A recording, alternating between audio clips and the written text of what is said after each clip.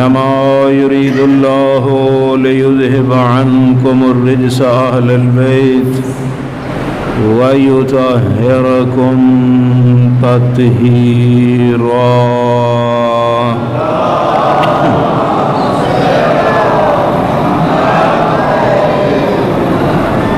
ورحمة الله على شيعتهم ومحبيهم ومواليهم أجمعين،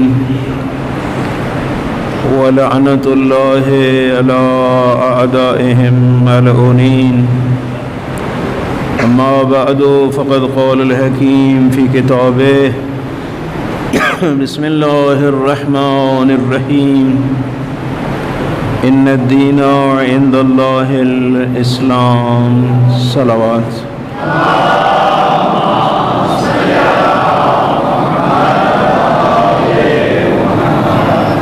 بار دیگر صلوات.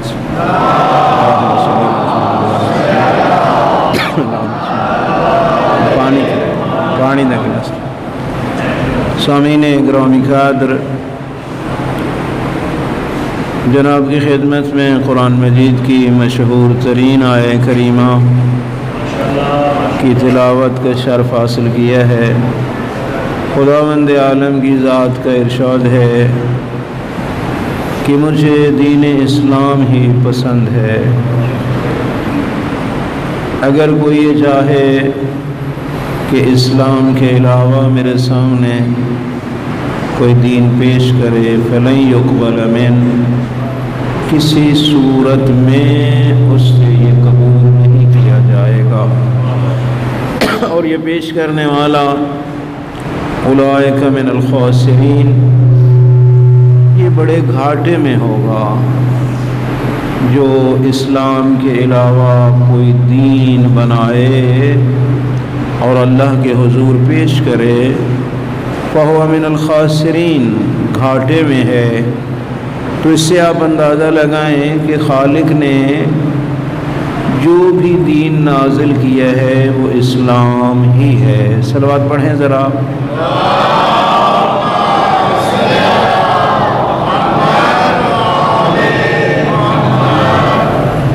حضرت آدم علیہ السلام پہ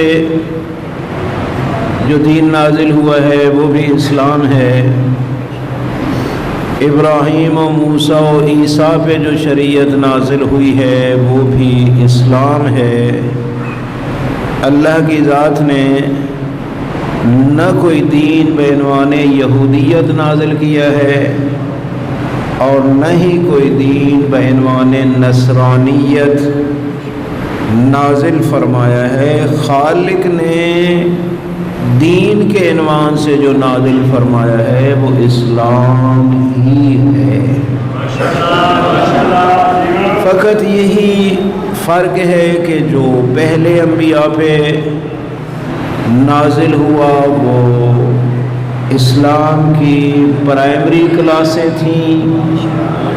جو یہ انسان ترقی کرتا گیا ذہنی طور پہ، خداوند عالم کی ذات نصاب میں ترقی لاتی گئی. سب سے عظیم کلاس آخری PhD والی وہ امت محمدیہ تھی. خدا نے معلم بھی سید الانبیاء جیسا بھیجا اور قرآن جیسی کتاب نازل فرمائی.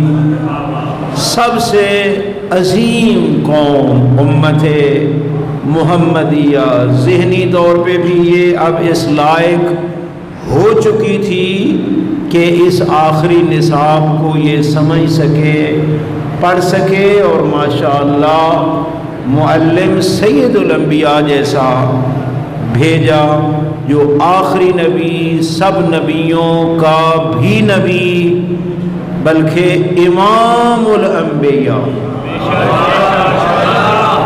اور آپ جانتے ہیں کہ یہ امامت یہاں دنیا میں نہیں ہوئی، یہ امامت شب معراج بیت المعمور پہ سید الانبیاء کو یہ شرف نازل ہوا کہ جب حضرت معراجوں پہ تشریف لے گئے اور بیت المعمور جو چوتھے آسمان کے اوپر عرشی مخلوق کا قبلہ ہے، وہاں سارے انبیاء نے حضرت کا استقبال کیا، ان کے ارواح مقدسہ موجود تھے، جناب عیسیٰ علیہ السلام بنفس نفیس موجود تھے، اور وہاں پہ ارشاد ہوا کہ میرے حبیب ذرا ان انبیاء کو نماز پڑھاؤ۔ تاریخ شاہد ہے میرے بھائیو، تقدم یا محمد، آدم اول بشر سے لے کر حضرت عیسیٰ علیہ السلام تک سارے انبیاء موجود ہیں، لیکن امامت سید الانبیاء کرا رہے ہیں، اور عیسیٰ جیسے نبی ابتدا میں نماز پڑھ رہے ہیں۔ میں سوچتا ہوں کہ جناب عیسیٰ کتنے خوش نصیب ہیں جو پہلے محمد کی ابتدا میں بھی پڑھ رہے ہیں، آخری محمد کی ابتدا میں بھی پڑھ رہے ہیں۔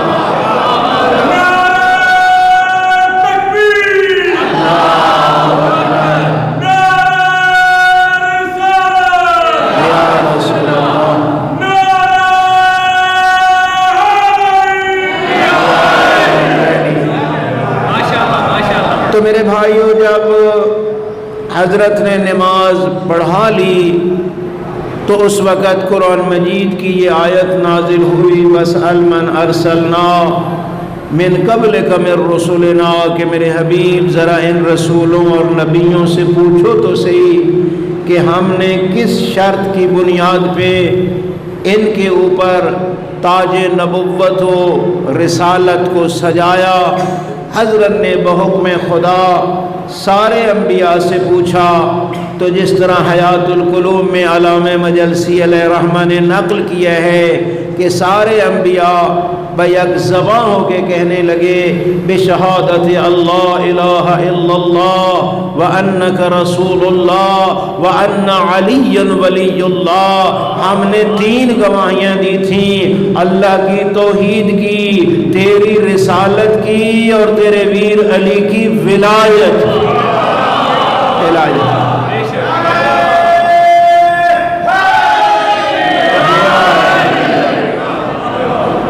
اس آیہ کریمہ کے سامنے عموماً مولے متقیان فرمایا کرتے تھے، لوگوں علی کو ان آیات کا بھی علم ہے، کون سی مکہ میں نازل ہوئیں، کون سی مکہ اور مدینہ کے راستے پہ ہوئیں، کون سی غار حرا میں ہوئیں، کون سی غار ثور میں ہوئیں، کون سی مدینہ میں نازل ہوئیں، اور یہ بھی فرماتے تھے علی کو علم ہے یہ آیت 4 آسمانوں پہ نازل۔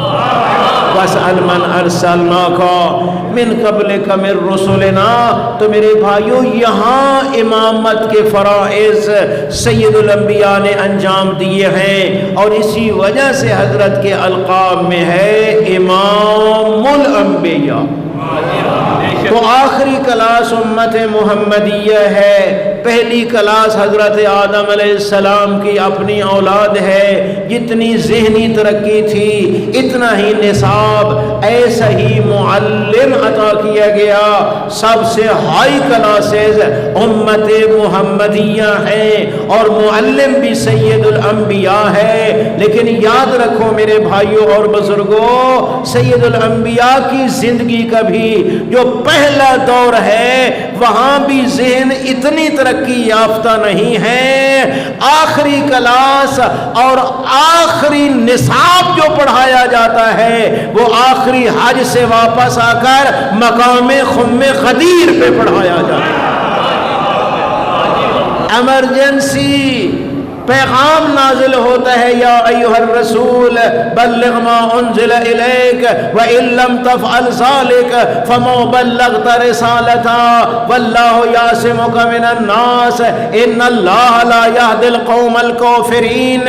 میرے حبیب بس اب وہ پیغام پہنچانا ہوگا جو تیرے اوپر پہلے نازل ہو چکا ہے۔ باقی یہ کہ کچھ شر پسند ہیں جو فتنہ اور فساد پھیلائیں گے، ان کو چھوڑ، تو وہ پیغام ولایت پہنچا دے۔ اللہ جانے اور دشمن ولایت جانے۔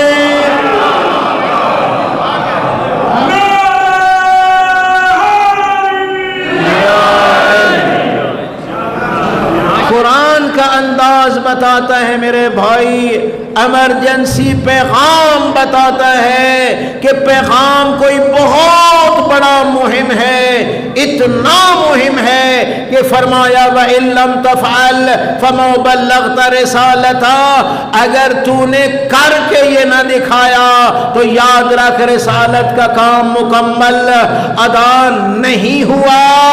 مجھے سمجھ نہیں آتی کہ جو اتنا مہم کام ہے کیا فقط دوست بنانا تھا؟ میرے بھائیوں اور بزرگوں سوچو تو صحیح، پہلے دوست بھی بن چکے ہیں، پہلے بھائی بھی بن چکے ہیں۔ آپ جانتے ہیں مدینہ میں آتے ہی حضرت نے ہم مزاجوں کا بھائی بنا دیا تھا، جو جس مزاج کا مالک تھا اسی کو اس کا بھائی بنا دیا گیا تھا۔ رہ گئے تھے امیر المومنین علیہ السلام، رو رو کے عرض کرنے لگے مولا آپ نے میرا بھائی کوئی نہیں بنایا، تو حضرت نے ارشاد فرمایا اما ترضى یا علی انت منی بمنزلت ہارون من موسیٰ، علی آپ اس پہ راضی نہیں ہیں کہ آپ اسی طرح میرے بھائی ہیں جس طرح ہارون موسیٰ کے تھے؟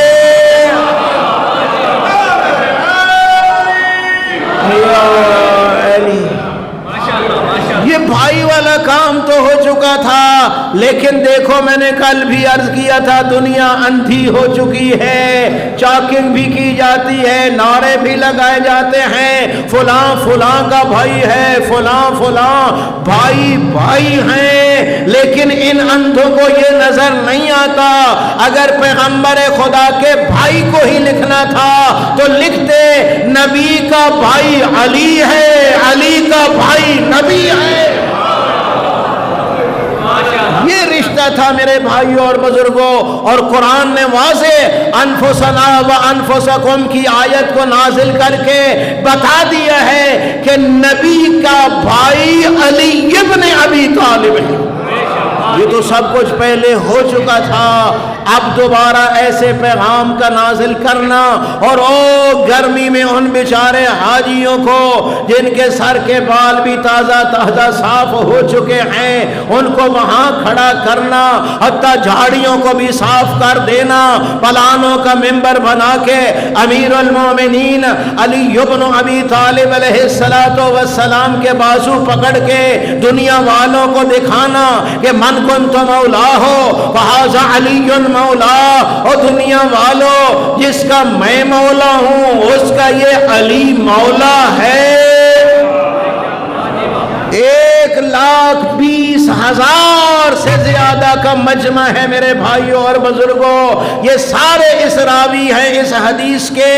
اس حدیث کا تواتر اتنا ہے کہ کوئی مائی کا لال یہ نہیں کہہ سکتا کہ نبی نے یہ نہیں فرمایا۔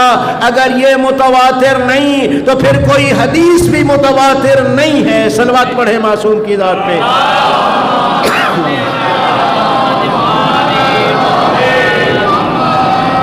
یہاں تو بات نہیں بن سکتی تھی کہ حدیث کا انکار کر دیا جاتا، کیونکہ ظاہر ہے کہ 1,20,000 صحابہ کرام دیکھنے والے تھے۔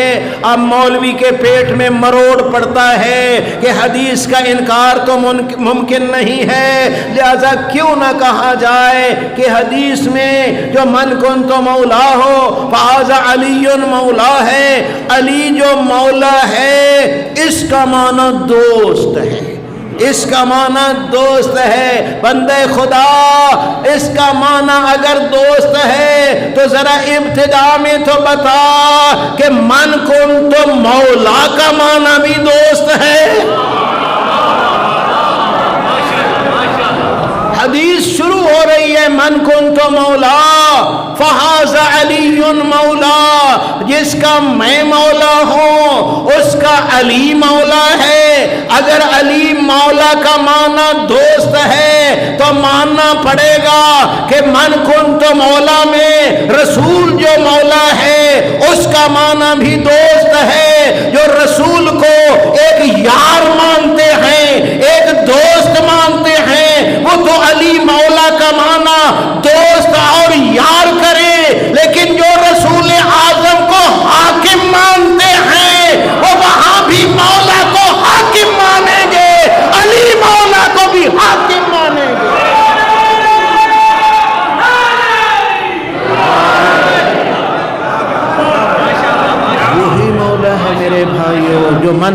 مولا ہو فہذا علی مولا. اگر نبی کو رسول مانتا ہے تو جس معنی میں رسول اعظم مولا ہے اسی معنی میں علی مولا ہے. علی مولا. ہاں اگر تو رسول کو یار مانتا ہے تو یہ تیری اپنی سوچ ہے. ذرا یار دی بوتھی بھی آئے. رسول کا یار، سید الانبیاء کا یار. رسولوں کے یار نہیں ہوتے، رسول آقا ہوتے ہیں، رعایا غلام ہوتی ہے.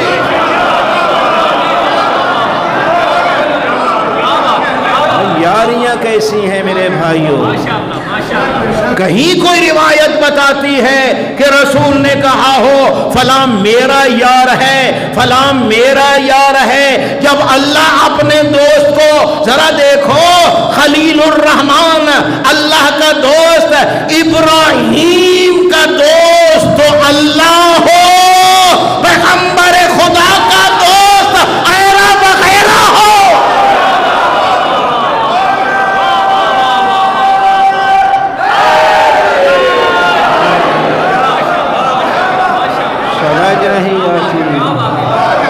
جب دوستی کی بات آتی ہے تو ابراہیم کا دوست اللہ نظر آتا ہے اور سید الانبیاء کا دوست.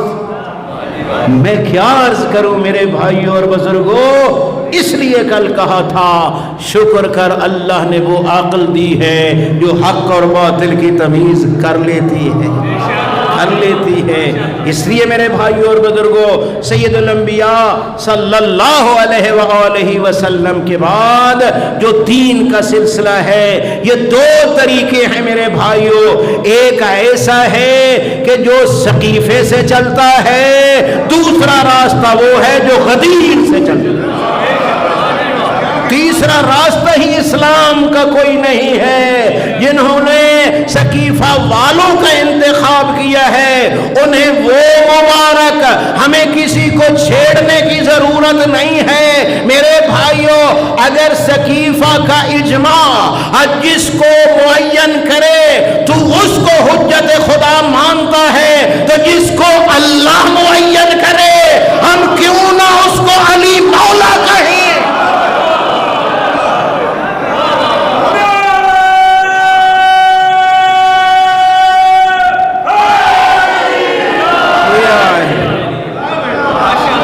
راستے ہیں میرے بھائیوں، تیسرا راستہ یہاں موجود نہیں ہے بعد از پیغمبر خدا.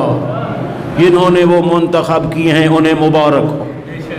علامہ اختر عباس صاحب مرحوم فرمایا کرتے تھے جنہوں نے ووٹ دے کے ان کا انتخاب کیا ہے انہیں ان کے راہبر مبارک ہو. ہم نے تو ووٹ دیا جو نہیں. ہم میں سے کون مدینہ تھا ووٹ دینے گیا تھا میرے بھائی اور بزرگوں؟ لیکن فرما رہے تھے تعجب تو اس بات پہ ہوتا ہے ووٹ ہم نے دیا نہیں، ہم کافر کیسے؟ یہاں کتنے لوگ بنتے ہیں میرے بھائیوں. آپ دیکھتے ہیں ایک پارٹی ہوتی ہے ووٹ دیتی ہے لیکن جو نہیں دیتے ان کو کافر تو نہیں کہا جاتا. یہ سوچ ہے اپنی. ہم غدیر والے راستے پہ چلیں گے میرے بھائیوں جن کو یہ راستہ ہمیں خدا نے دکھایا ہے. نبی اعظم کو روک کے کہا بس جو نازل ہو چکا ہے آج سنانا ہوگا. ایک قدم بھی آگے نہیں. جو گئے ہیں واپس بلاؤ، جو پیچھے ہیں ان کا انتظار کیا جائے. آسان حیا علی خیر العمل کی دی جائے، دی گئی. پلانوں کا ممبر بنایا گیا، اس میدان سے جھاڑیوں کو صاف کیا گیا کہ کل کوئی منافق یہ نہ کہے کہ میں تو جھاڑی کے پیچھے تھا، میں نے نبی کے ہاتھوں پہ علی کو دیکھا ہی نہیں.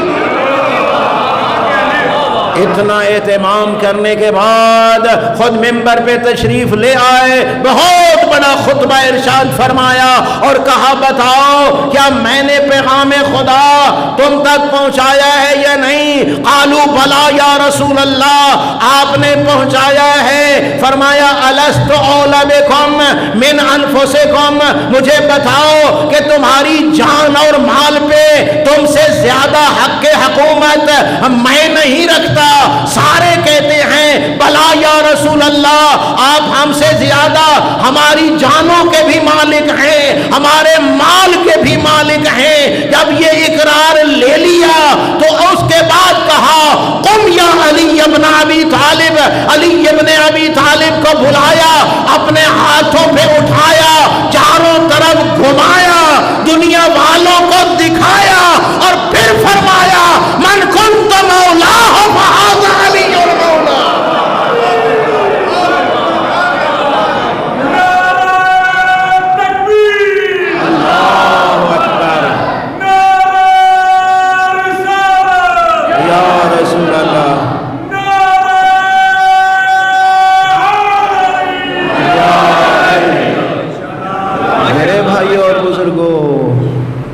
شکر کرو کہ علی مولا خدا نے دی ہے، سب سے بڑی نعمت، سب سے بڑی نعمت، نعمت ولایت اتنی بڑی ہے۔ معصوم نے فرمایا کہ من وجد فی قلبہ حبنا اہل البیت فلیشکر امہ، کہ جو بندہ اپنے قلب میں آل محمد کی محبت کے نور کو منور پاتا ہے اپنی اماں کا شکریہ ادا کرے۔ اماں تیری مہربانی، تو نے امامت میں خیانت نہیں کی، تیرا شکریہ۔ علامہ محمد حسین نجفی، جن کو علامہ محمد حسین ڈھکو کہا جاتا ہے، فرما رہے تھے کہ اگر ماں دنیا سے بھی چلی جائے، قبر پہ چلا جا، ان کے پاؤں کی طرف بیٹھ کے اپنی اماں کا شکریہ ادا کر، اماں تیری مہربانی۔ قبر پہ بھی جا کے شکریہ ادا کرو۔ فَلْيَشْكُرْ اول النعام، سب سے پہلی نعمت کا شکریہ ادا کرو کہ یہاں خیانت نہیں ہوئی، امانت ادا ہوئی ہے، تب ہی تو دل سے نکل رہا ہے علی مولا۔ اگر کہیں کوئی گڑبڑ ہوتی یہ دل سے نہ نکلتا، شاید زبان تک رہتا۔ یہ دل کا دھڑکنا اور علی مولا کہنا دلیل ہے کہ امین نے امانت ادا کی ہے، کیونکہ سید الانبیاء نے فرمایا تھا جس کے دل میں آگ لگتی ہے علی کا نام سن کے، کہیں گڑبڑ ضرور ہے، کہیں گڑبڑ ضرور ہے۔ بحمد اللہ، شکر خدا، جتنا ہی اس ذات کا شکر ادا کیا جائے میرے بھائیوں کم ہے کہ جس ذات نے ہمیں علی دیا ہے، جس ذات نے علی جیسا مولا دیا ہے۔ اور وہ لوگ جو اس علی کی ولایت کے قائل ہیں ان کو شیعہ علی ابن ابی طالب کہا جاتا ہے۔ اور سید الانبیاء نے واضح طور پہ فرمایا تھا یا علی انت و شیعتک ہم الفائزون یوم القیامہ، علی آپ بھی کامیاب ہیں، آپ کے شیعہ بھی کامیاب ہیں۔ اور یہ میں عرض کروں گا کہ شیعہ کو شیعہ کا لقب ہم نے نہیں دیا، میرے بھائیوں سید الانبیاء نے دیا ہے۔ یہ حدیث سید الانبیاء کی ہے کہ یا علی آپ بھی کامیاب ہیں، آپ کے شیعہ بھی کامیاب ہیں۔ شیعہ کو شیعہ کا نام اس زبان نے دیا ہے وَمَا يَنْطِقُ عَنِ الْهَوَىٰ إِنْ هُوَ إِلَّا وَحْيٌ يُوحَىٰ، کہ وحی الہی کے علاوہ یہ لب حرکت ہی نہیں کرتے۔ جب یہ بات برحق ہے تو پھر کر لے تسلیم کہ اس مقدس مذہب کا نام خود خدا نے شیعہ رکھا ہے، اللہ نے شیعہ رکھا ہے۔ ہم جتنا بھی اس پہ فخر کریں کم ہے۔ کل بھی میں نے عرض کیا تھا کہ یہ شیعہ ہونا، عزادار ہونا اتنی ہماری محنت نہیں جتنی اللہ کی توفیق ہے۔ یہ سعادت بزور بازو نیست، یہ سعادت اس بازو کے زور سے حاصل نہیں ہوتی۔ جب تک اللہ کی توفیق شامل حال نہ ہو۔ میں نے معصوم کے فرمان کو پڑھا کہ کیا وجہ ہے کہ شیعہ تڑپ جاتے ہیں جب مصیبت کے دن آتے ہیں۔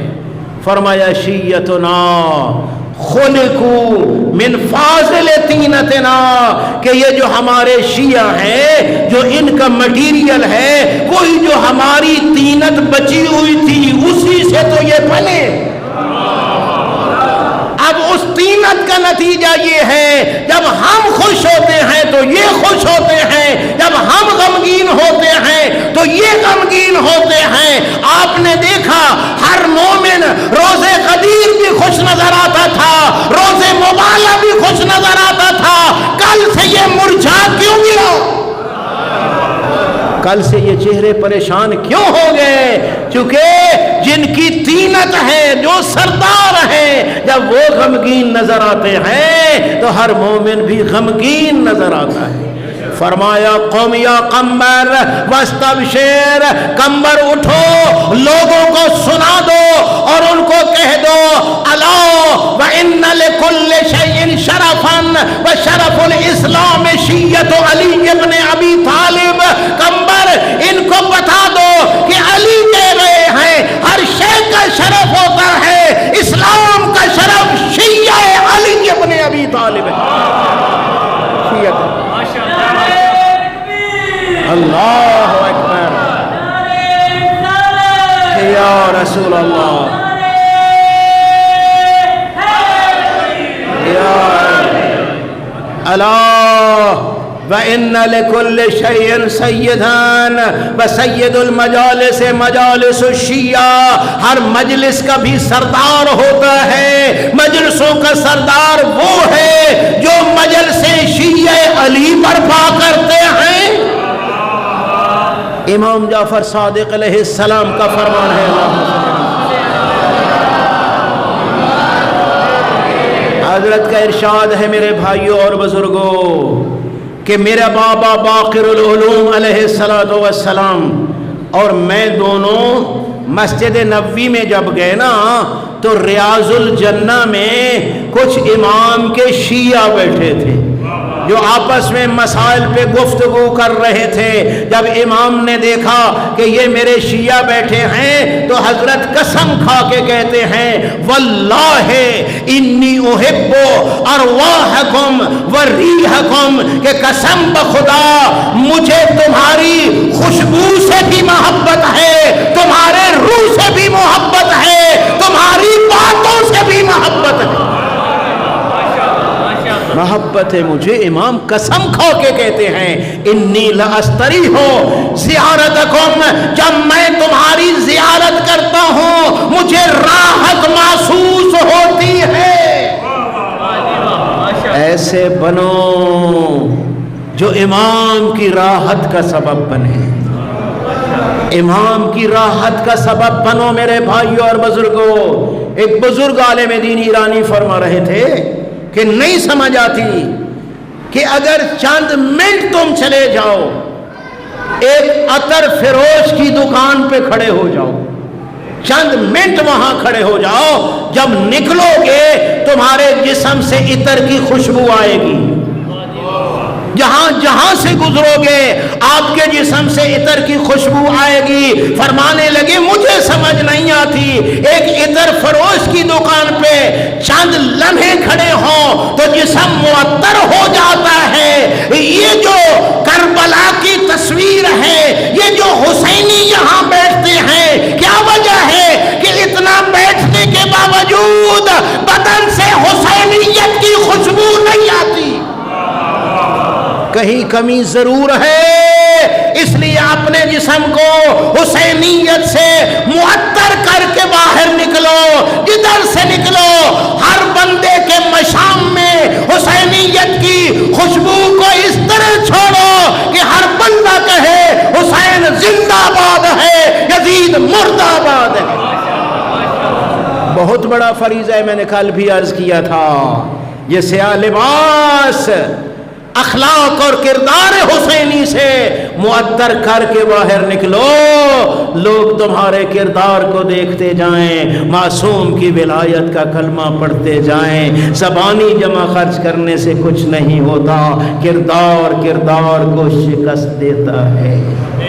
تیرا اور میرا فریضہ ہے کہ اس پیغام کو آئندہ نسلوں تک پہنچائیں۔ میں نے کل بھی کہا تھا، عزاداری تیری اور میری محتاج نہیں ہے، عزاداری نے ہم کو بچایا ہے، عزاداری نے ہم میں وہ ولولہ اور جوش پیدا کیا ہے، عزاداری نے ہمیں آبرو دی ہے، بلکہ عزاداری بیداری کا دوسرا نام ہے۔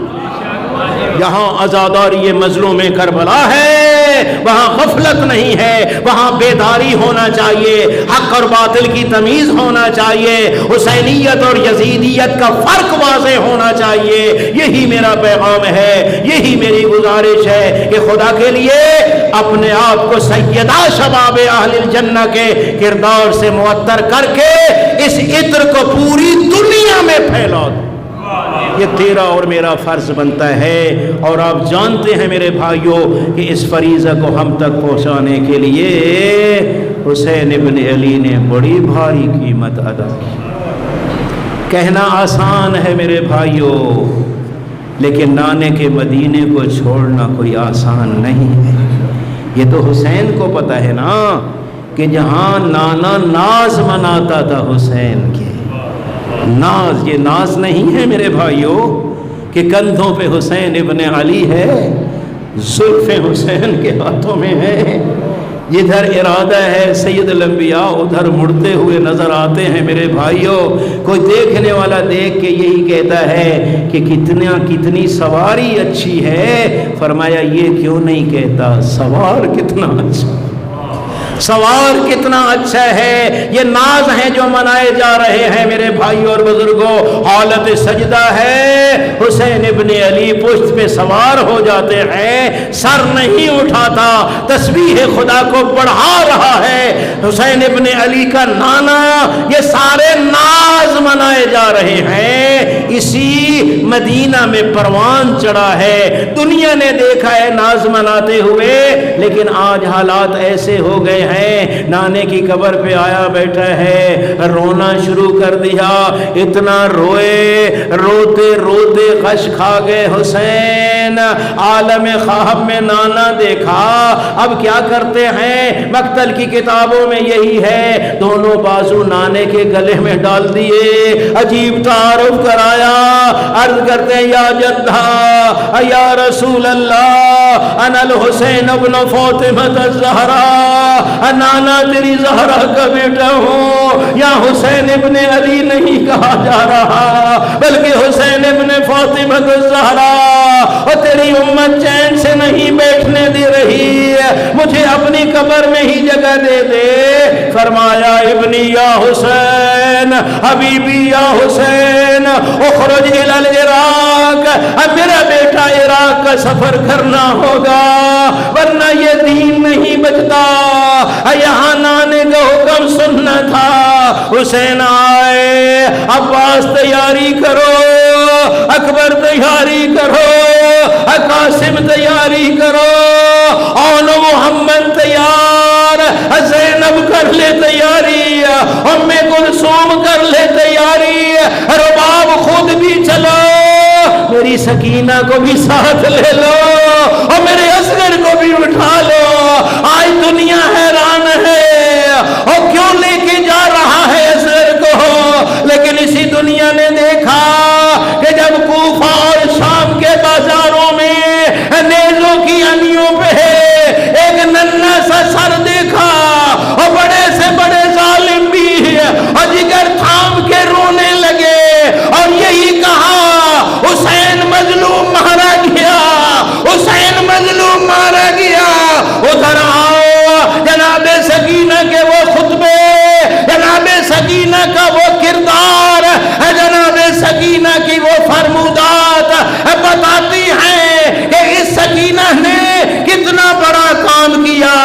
جگہ جگہ پہ خطبے، ذرا آؤ اور وہ منظر تو دیکھو، یزید کا دربار ہے، بی بی عالم کے سر پہ چادر نہیں ہے، سکینہ نے اپنے چہرے کا پردہ بالوں سے بنایا ہوا ہے، بی بی عالم کا ایک ہاتھ گلے والی رسی پہ ہے، یزید کوئی بات کرتا ہے لب کھلتے ہیں اور آواز باہر نہیں آتی۔